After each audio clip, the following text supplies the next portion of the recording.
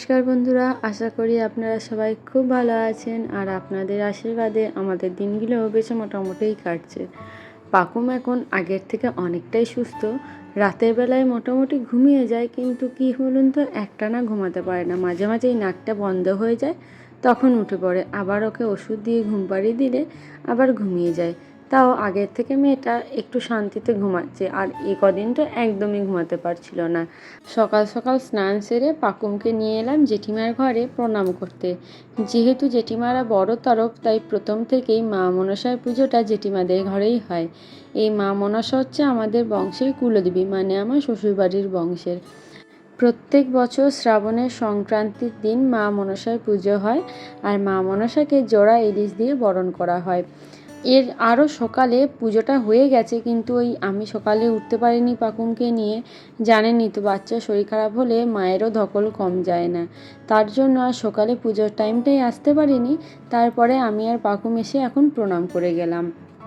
পাকুম এর আগে কোনোদিনও এই ওপরটায় আসেনি, যার জন্য আজকে প্রথমবার এসে কেমন ঘুরে ঘুরে খেলা করছে। বারবার আসছে, হামা দিচ্ছে, আর ঠাকুরের সামনে গিয়ে কিছু একটা বলার চেষ্টা করছে। তারপরে তো মাঝখানে যখন ওর পিসেমশাইকে দেখলো, প্যাঁ করে তো খানিক কান্নাকাটি করলো। এমনকি এই বাড়িতে যারা এসেছেন তারাও ওকে নেওয়ার জন্য যেই কাছে আসছেন, ও নেওয়ার আগে থেকে কান্নাকাটি শুরু করে দিচ্ছে। চলুন বাড়ি যাই। এদিকে আমাদের আগেও ঘন্টা দরজার সামনে এসে দাঁড়িয়ে আছে, গেট খুললে ও আগে বাড়ি ঢুকবে। বাড়িতে আবার মিস্ত্রি এসেছে। ওই যে আগের দিন বললাম না, আমাদের ফ্রিজটা তো খারাপ হয়ে গেছে। ফ্রিজটা খারাপ হওয়ার সাথে সাথে ফ্রিজের ভেতরে যত যা খাবার দাবার ছিল ম্যাক্সিমাম সবই নষ্ট হয়ে গেছে। আর সেই জন্য সকালেই ফ্রিজটা সারানোর জন্য বাবা মিস্ত্রি ডেকে পাঠিয়েছে। ফ্রিজটা তো জানেন এখনকার সময়ে প্রচণ্ড একটা কাজের জিনিস, ওটা খারাপ হয়ে পড়ে থাকলে খুবই অসুবিধা। যাই হোক, ফ্রিজ সারাতে এসে বললো যে ভেতরের গ্যাসটা শেষ হয়ে গেছে, আবার নতুন করে গ্যাস ভরে দিল।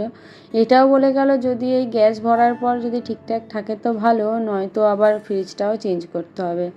আবার এই দেখুন না, একটু আগে ওই পিসিমণি এসেছিলো শাড়ি নিয়ে, কয়েকটা নাইটি নিয়ে।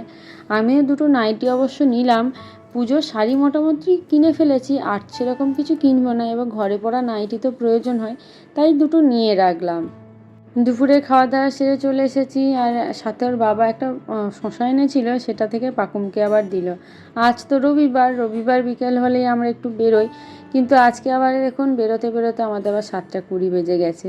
ওই নেমে আসি, একটু চা করি, তারপরে পাকুমকে সন্ধেবেলায় ওষুধপত্র খাওয়ানো, ওকে রেডি করা, তারপর আমি রেডি হই। এইসব করতে করতে যতই ভাবি তাড়াতাড়ি বেরোবো, আর তাড়াতাড়ি হয়ে ওঠে না। সেই শেষে 7টা 7:30 বেজেই যায়। তারপর এবার রাস্তা দিয়ে আসছি যখন, তখন হঠাৎ করে একটা চেনা গলার আওয়াজ। এসে দেখছি সংগ্রামদার পায়েল আগে থেকে এখানে দাঁড়িয়ে আছে। ওরা অনেকক্ষণ এসছে কাটোয়ায়, আমাদের সাথে দেখা হয়েছে, আর তার সাথে নতুন একটা জিনিস খেলাম। সংগ্রামদা এই যে পানের চাট, এটা নিয়েছিল। টেস্ট করলাম, মোটামুটি লাগলো। আমি তো ঠিক পানের ফ্লেভারটা অতটা ভালো পাইনি। প্রথমে ভেবেছিলাম হয়তো পানের একটা উগ্র গন্ধ পাবো।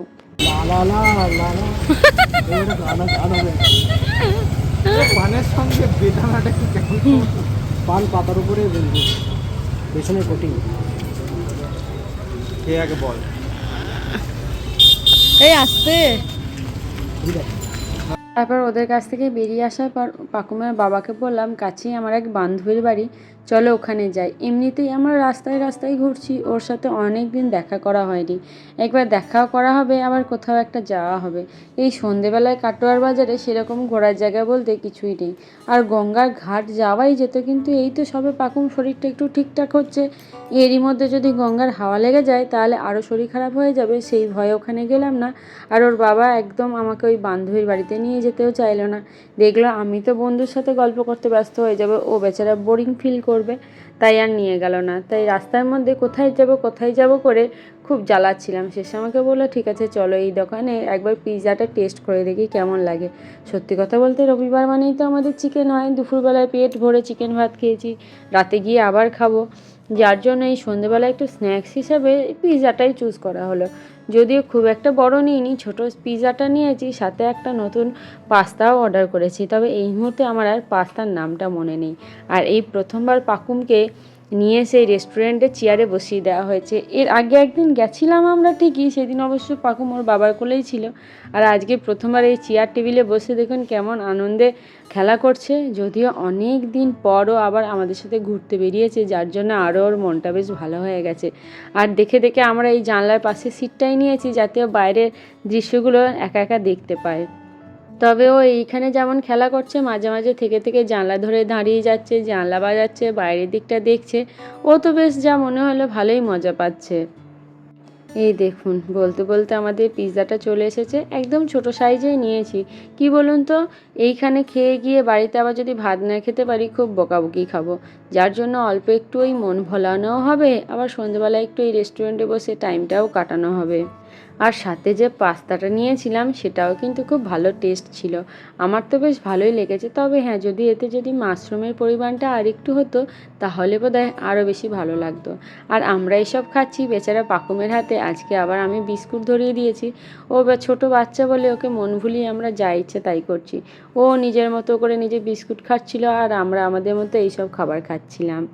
বেচারি এখন ছোট বলেই একটা বিস্কুটেই সন্তুষ্ট, কিন্তু যখন বুঝতে শিখবে তখন আর এগুলো বাদ দিয়ে অন্য কিছু নেবেই না। তাহলে বন্ধুরা, আজকের মতো ভিডিওটা এইটুকুই থাক। যদি ভালো লেগে থাকে তাহলে কিন্তু একটু কমেন্টে জানাবেন, সাথে একটা লাইকও করে দিন। আর আমাদের চ্যানেলে প্রথম এসে থাকলে আমাদের চ্যানেলটা সাবস্ক্রাইব করে আমাদের পাশে থাকার একান্ত অনুরোধ রইল। আজকের মতো টাটা।